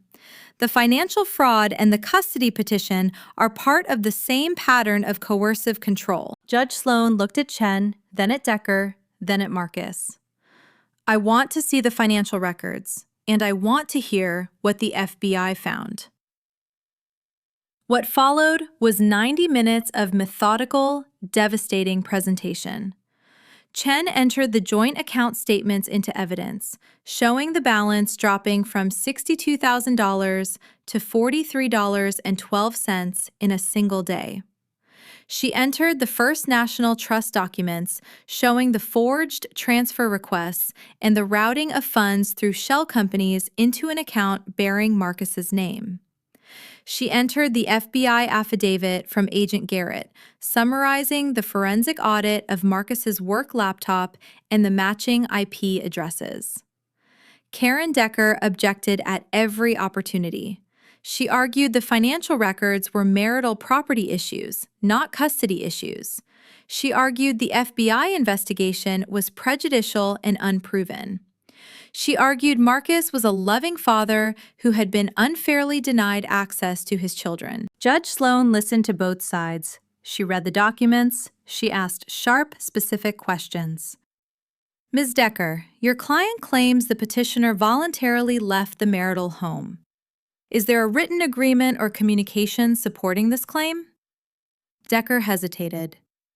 My client sent a text message offering transportation to a motel. The petitioner chose to leave. Your Honor, Chen said, The respondent changed the locks on the marital home the same day he served divorce papers. The petitioner was not given the option to stay. She was removed. Sloan looked at Marcus. Mr. Holloway, did you change the locks on October 14th? Marcus looked at his attorney. Decker whispered something. Marcus leaned into the microphone. I did, for security reasons. Security reasons? My ex-wife, was emotionally unstable. I was concerned for the children's safety. The words hit me like a slap. Emotionally unstable. That was the narrative. The paper trail my father had mentioned in the recording. The groundwork they had been laying for years. I felt my face flush, my hands curl into fists under the table. Chen didn't flinch. Your Honor, I'd like to address that characterization. Proceed. In light of the respondent's claim that my client is emotionally unstable, I am requesting permission to introduce Exhibit F.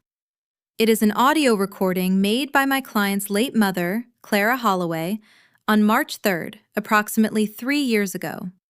The recording captures a conversation between the petitioner's father, Richard Holloway, and David Carr, founding partner of the respondent's law firm. In this conversation, the two men explicitly discuss a plan to defraud the petitioner and to, quote, build a paper trail that makes her look unstable, unquote. The courtroom went electric. Karen Decker stood so fast her chair scraped the floor. Objection, Your Honor. This recording is hearsay. It was made without the consent of the parties. It's inadmissible. Chen remained calm.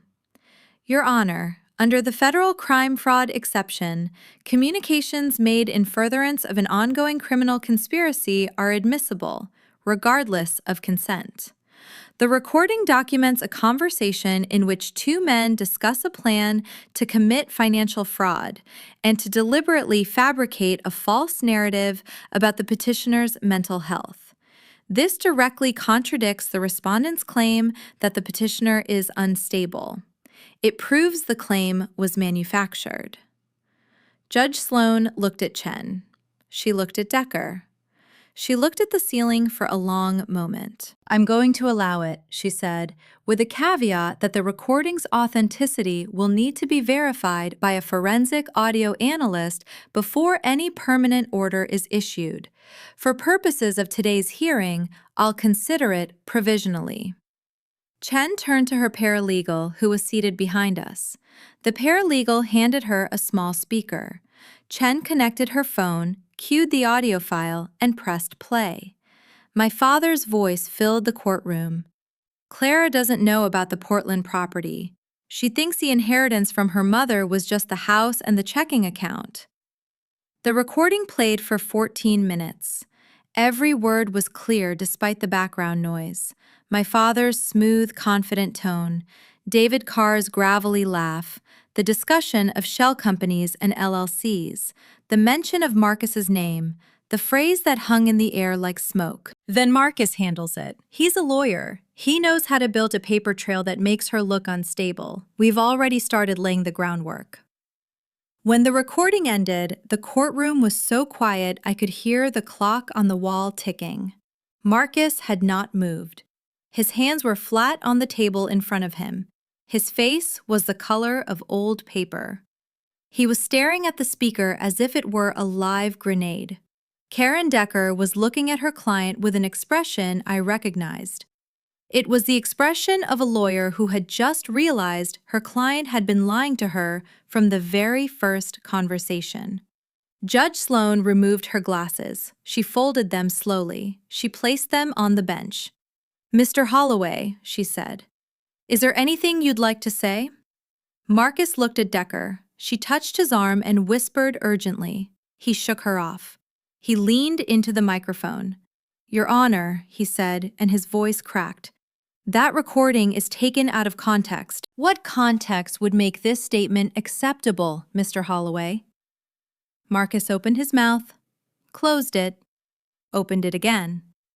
Nothing came out.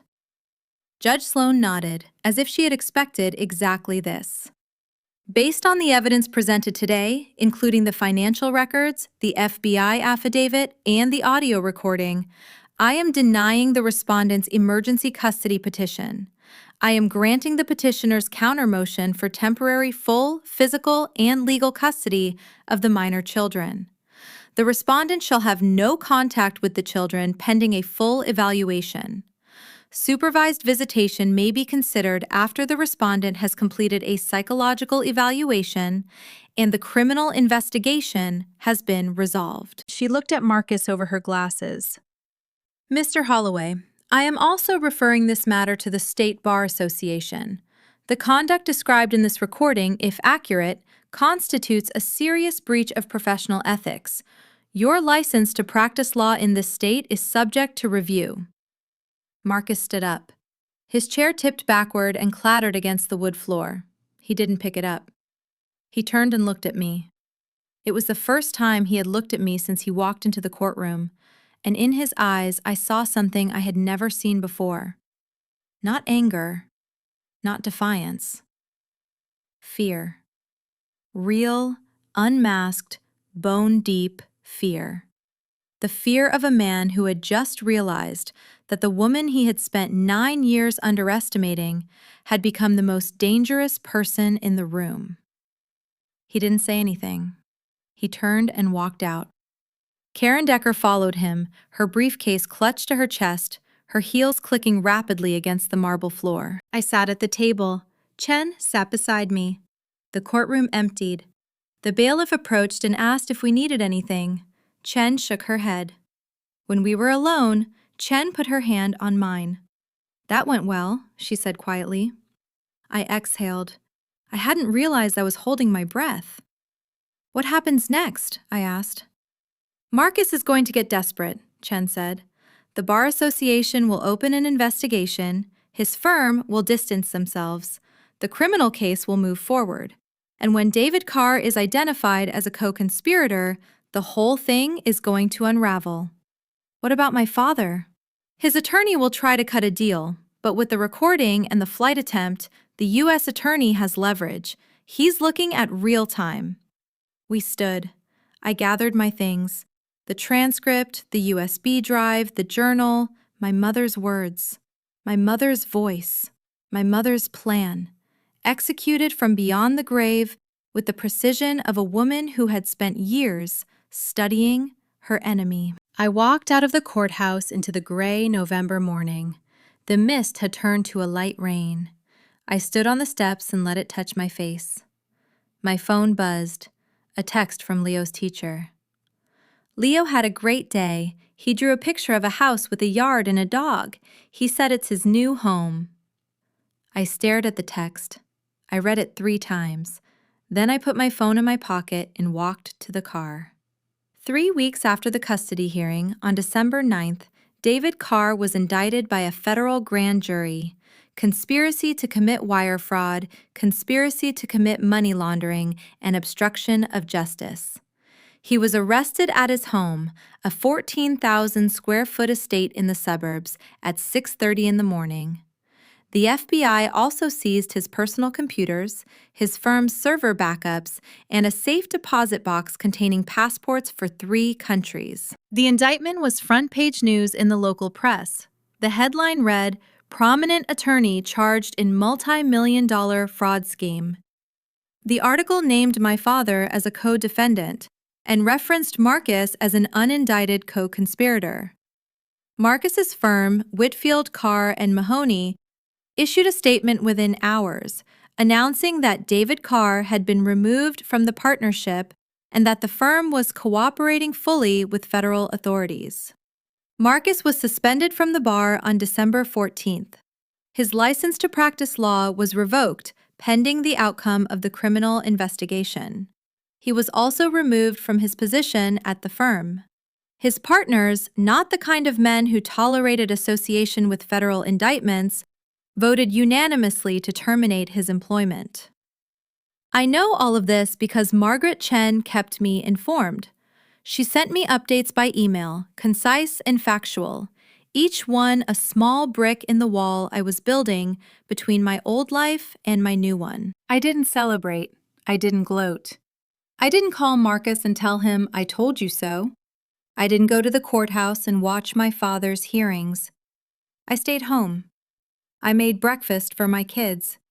I drove Leo to school. I picked Mia up from preschool. I painted Leo's room navy blue. I planted bulbs in the front garden that my mother would have loved. The house slowly became ours. Not just a house I had bought with money from a trust, but a home we had built with the accumulated weight of small, ordinary moments. Pancakes on Saturday, movie nights on the new couch, Leo's soccer net in the yard, Mia's drawings taped to the refrigerator door. In January, I enrolled in a continuing education program at the local university. Marketing. The same field I had left 9 years ago when Marcus told me it made sense for me to stay home. My advisor was a woman named Professor Kessler, who looked at my transcript, looked at my resume, and said, "You've been out of the game for a while, but the fundamentals don't change. You'll be fine." I was more than fine. I was hungry. The trust, now fully under my control, continued to generate income. The real estate holding alone produced enough in rental income to cover all our living expenses with room to spare. I hired a financial advisor, a woman named Grace Okafor, who had been recommended by Patricia Nguyen, and together we built a plan for the trust's long-term management. I set aside money for the kids' education. I donated to the local domestic violence shelter. I funded a scholarship at my mother's alma mater in Portland. And I kept reading my mother's journal. I read it slowly, a few pages at a time, usually at night after the kids were asleep. I sat at the kitchen table with a cup of tea, always tea because that's what my mother drank, and I let her words carry me through the years of her hidden life. She wrote about the early days of her marriage, when my father was charming and attentive, and she thought she had found someone who valued her mind as much as her inheritance. She wrote about the slow, almost imperceptible shift, the times he questioned her spending, the times he volunteered to handle the finances, the times he made her feel guilty for wanting things that were hers by right. She wrote about the day she found the first discrepancy in their bank statement, $3,000 transferred to an account she didn't recognize. When she asked, my father said it was a business expense. She believed him. The next month, it was $5,000, then $8,000. Then she stopped asking. She wrote about the night she found the emails between my father and David Carr. The night she realized the theft wasn't opportunistic, it was systematic. A plan, years in the making, designed to strip her of everything she had inherited from her mother while keeping her too distracted and too dependent to notice. She wrote about the decision to fight back, not with confrontation, which she knew would trigger retaliation, but with strategy. She liquidated assets quietly. She moved money through accounts my father didn't know about. She built the trust with Thomas Vance at First National, designing every condition, every trigger, every safeguard with the meticulousness of a woman who knew she was running out of time. She wrote about her health, the headaches she had been ignoring, the blurred vision, the doctor's appointment she kept postponing because there was always one more thing to do, one more document to file, one more layer of protection to add to the trust. The last entry in the journal was dated February 25th, 3 years ago, 16 days before she died. I finished everything today. The trust is complete. The safety deposit box is packed. Suzanne has her instructions. The card is in my purse. I'll give it to Elena the next time I see her. I don't know when the right time will be.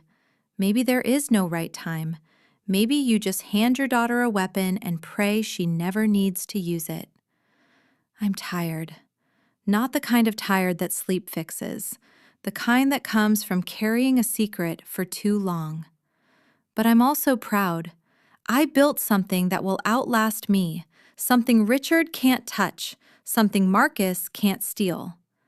If you're reading this, sweetheart, I'm sorry I couldn't be there. I'm sorry I left you to fight this alone. But you're not alone. You never were. I'm in every brick of that fortress, and I will be with you when the walls come down. All my love, Mom. I closed the journal. I sat in the kitchen of my house in the quiet of a January night, and I felt her.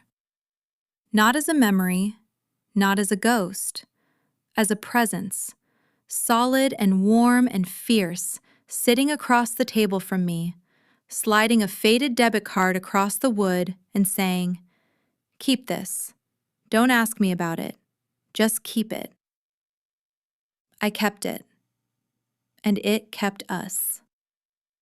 On March 3rd, 5 months after Marcus threw me and the kids out, the federal trial began. My father pleaded guilty to 2 counts of wire fraud and 1 count of money laundering. He accepted a plea agreement that included full restitution, forfeiture of assets, and a recommended sentence of 6 to 8 years. He was sentenced to 7. The judge, a man with a gray beard and tired eyes, told my father that betraying his wife's memory and his daughter's trust was a moral offense that exceeds the statutory guidelines. My father didn't speak at sentencing. He just nodded and walked to the table where the marshals were waiting. David Carr went to trial. His attorney argued that Carr was an elderly man in declining health who had been manipulated by Richard Holloway. The jury didn't buy it. The recording, the one my mother had made in a restaurant, hiding a small digital recorder in her purse, was played in open court. Carr's voice, gravelly and dismissive, filled the room. He was convicted on all counts. 14 years. Marcus was the last. He had been cooperating with the U.S. Attorney's Office since December, providing testimony against Carr in exchange for a reduced charge. He pleaded guilty to 1 count of accessory to wire fraud. The prosecutor recommended 36 months. The judge sentenced him to 48. He was taken into custody on April 19th. I wasn't in the courtroom. I was at home making dinner. Chicken and rice, Mia's favorite. Leo was doing homework at the kitchen table. The radio was playing something soft and old. Margaret Chen called me at 6:17 p.m. "It's done," she said. 48 months. No early release before 36. "Thank you," I said. "Elena," Chen said, and her voice was warmer than I had ever heard it. "You did something most people never do. You didn't just survive. You fought back, and you won." I thanked her again and hung up. I stood at the stove, stirring the rice, watching the steam rise into the kitchen light. Leo looked up from his math worksheet. "Mom, who was that?" "My lawyer," I said. "Are you in trouble?" I looked at him, 8 years old, navy blue walls, soccer net in the yard. His father's eyes and his grandmother's quiet, watchful mind. "No, buddy," I said. "Not anymore." He nodded and went back to his math. Mia came running in from the living room, her rabbit trailing behind her, and announced that she had drawn a picture of a dog and could we please get one now. I looked at her. I looked at Leo. I looked at the kitchen, the house, the life that had been built from the wreckage of the old one. "Maybe," I said. "Let me think about it." She squealed and ran back to her drawing. Leo rolled his eyes in the way that only an 8-year-old can, half annoyed, half amused. I turned back to the stove. The divorce decree was officially set aside on May 12th. Judge Sloan, the same judge who had presided over the custody hearing, signed the order vacating the original settlement. The property division was reopened.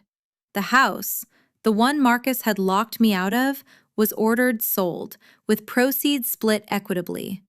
The drained accounts were subject to restitution through the criminal proceedings. I didn't want the house. I didn't want anything from the old life.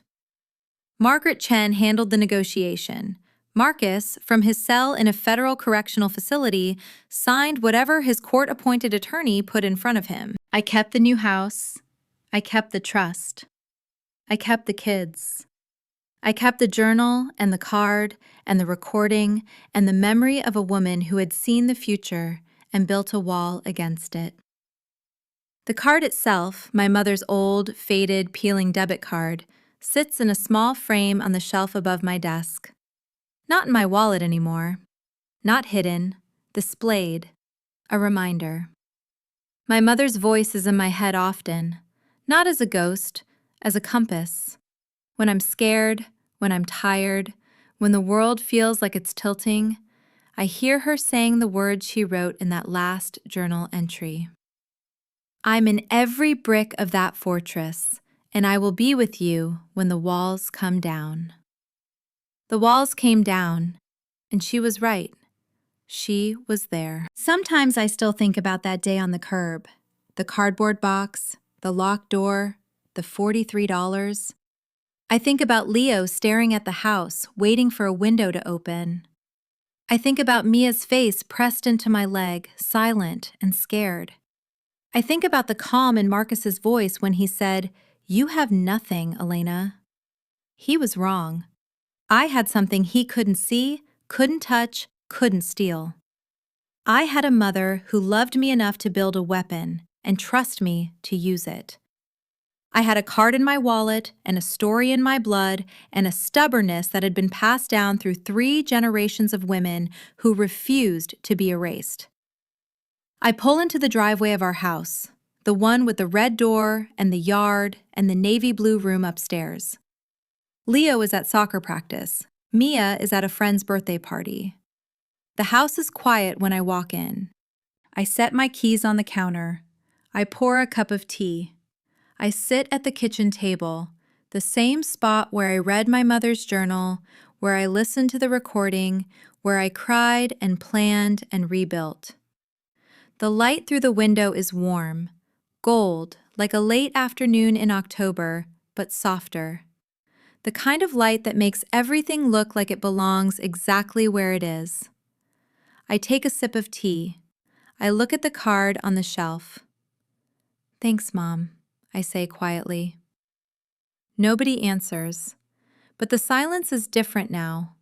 It's not the silence of a locked door or an empty account or a curb where a cardboard box sat too long.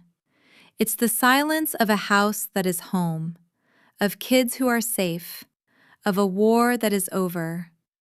And maybe, if you listen closely enough, it's the silence of a woman who built a fortress and never got to see it hold.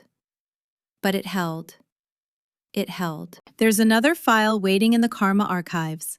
Next time, we open a case about a woman who discovered her sister had been living under a stolen identity for 15 years, and the birthday card that unraveled everything. If you think family betrayal can't get worse, you haven't seen this one yet. If this story kept you hooked, don't forget to like the video, subscribe to the channel, and share your thoughts below. Thanks for watching.